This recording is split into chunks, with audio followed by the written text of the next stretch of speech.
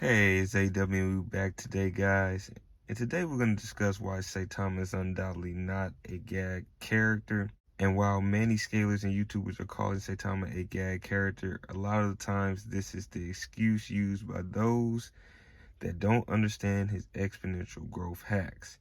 Many scalers don't realize Saitama ceased to be a gag character when he stopped beating opponents with one punch. Saitama was not put in the series by one just for him to be comedic relief. Gag characters are for strictly comedic relief. They show no personality or development as a character.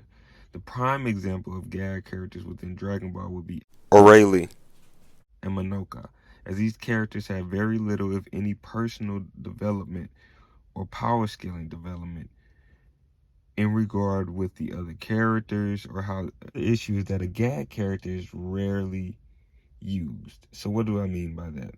You rarely see Ezreal within the Dragon Ball verse. Only special moments does she show herself. Monaco as well only had a very short cameo. He's not a reoccurring character. So gag characters are rarely used.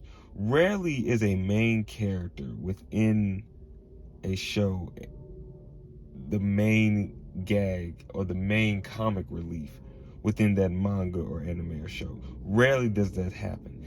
And even so, it's usually not in the category of shonen. Saitama becomes angry. Saitama on more than one occasion stops joking around and channels his anger into greater power than what he was using before. Saitama also has a strong bond with Genos. He can be compassionate, as seen when he stopped Genos from dying from Cosmic Gyro. Gag characters do not exhibit emotional development.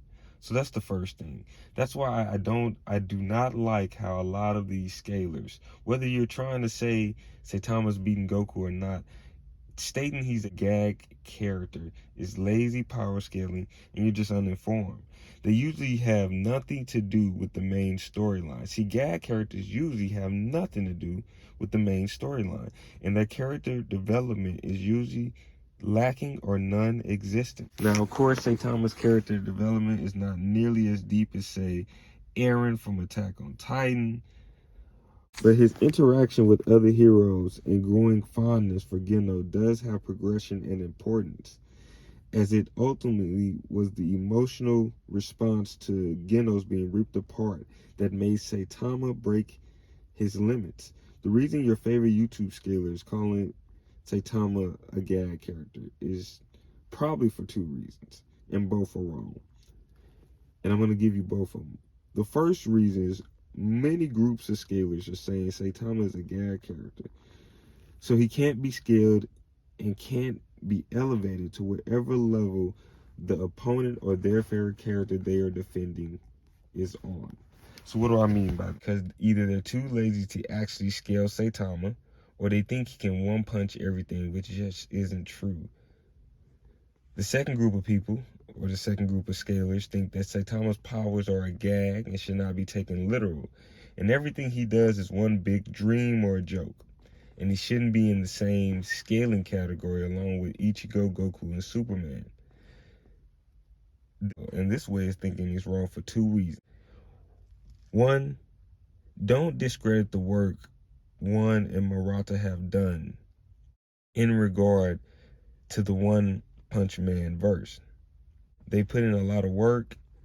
They put in a lot of work as far as drawing the fight scenes. They put in a lot of work as far as making the characters unique. And the other reason is simple. Saitama doesn't joke the whole time during the and he's meant to be taken seriously. Yes, he has joke moments. Yes, he has gag moments. But so does Goku. I can name a bunch of gag moments all the way from trending back from Dragon Ball.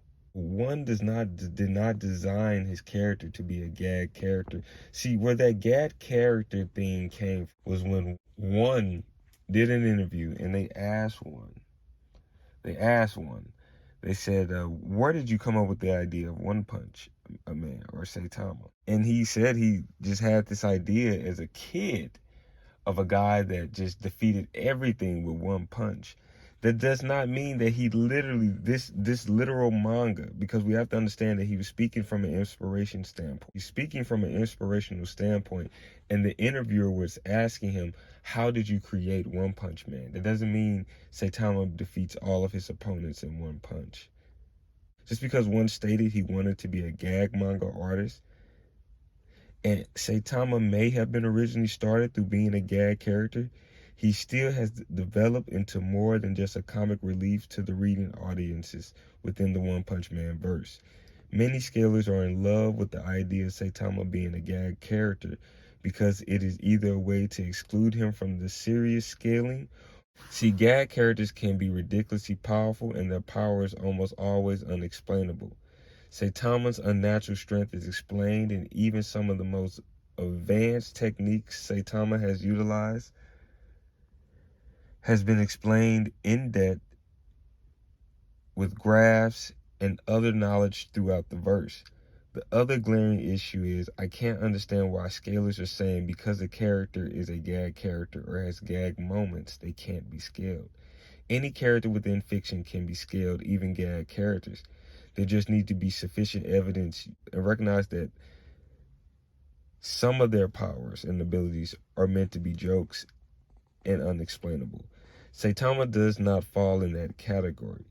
Hell, you still have some thinking he one punch defeats every opponent he fights, which is just not true. Scalers, when you do this, you discredit all of the work one and his team has placed into the development of Saitama.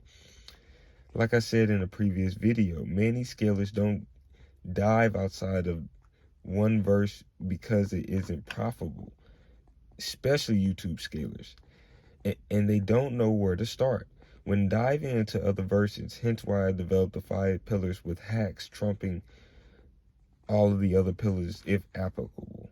But let me know what you guys think. But let me know what you guys think in the comment section down below. This is AW and I'm out.